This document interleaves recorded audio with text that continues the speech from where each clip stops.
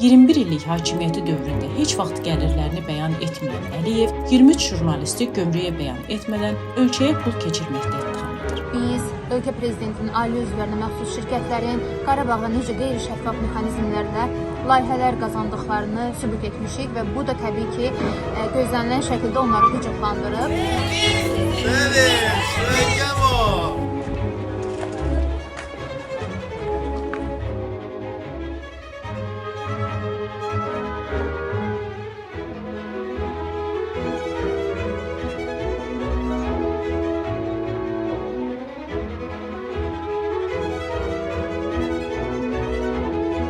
Vergi verən şəxs artıq maraqlı tərəfdir burada ki, onun xərclədiyi pul hara xərclənir, necə xərclənir və bu proses şəffafdırmı?